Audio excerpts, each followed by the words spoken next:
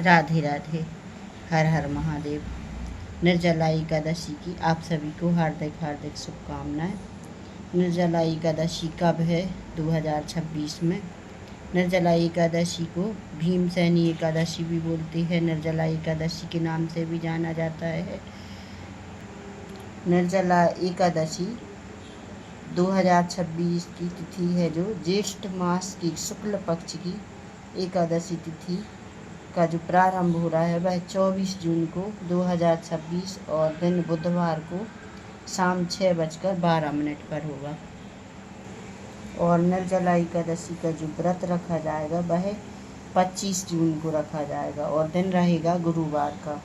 निर्जला एकादशी शुरू और ख़त्म होने का समय क्या है? एकादशी तिथि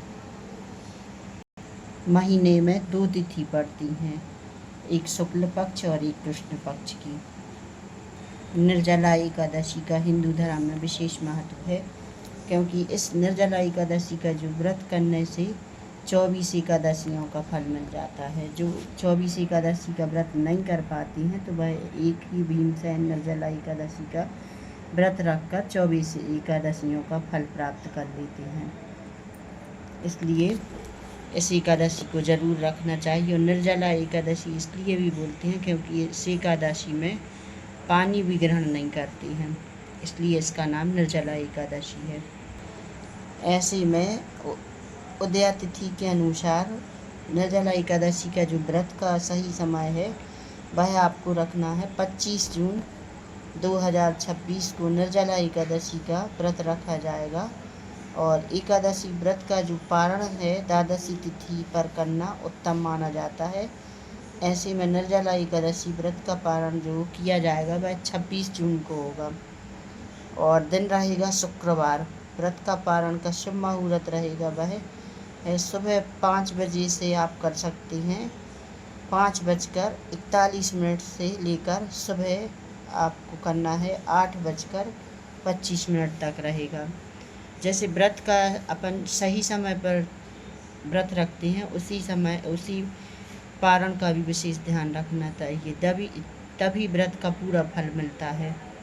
वैसे 26 एकादशी पड़ती हैं, क्योंकि अधिक मास है। वैसे 24 पड़ती हैं, लेकिन अधिक मास होने के कारण इस साल 26 एकादशी हैं। और सबसे बड़ी एकादशी भीमसेनी एकादशी होती है। निर्जला एकादशी भीमसेनी भी कहा जाता है। यह 25 जून को और दिन गुरुवार को पड़ रही है। एकादशी को सबसे ज्येष्ठ और बड़ी इसलिए माना जाता है क्योंकि इसमें बिना पानी पिए व्रत रखना होता है। ऐसा करने से सभी 24 एकादशियों की व्रत का पुण्य प्राप्त होता है और इस बार तो 26 एकादशियों का पुण्य प्राप्त होगा जो भीमसेनी निर्जला एकादशी का व्रत करेगा। इसलिए व्रत रखना बहुत ही उत्तम माना जाएगा। और व्रत रखने से, दान पुण्य करने से, स्नान गंगा स्नान, नर्मदा स्नान करने से अश्वमेध यज्ञ का फल मिलता है। और व्रत रखने से 1000 गाय का दान करने बराबर फल मिलता है। व्रत कथा सुनना चाहिए, दीपदान करना चाहिए। मेरी वीडियो आपको अच्छी लगी हो लाइक कमेंट सब्सक्राइब करें। राधे राधे। हर हर महादेव।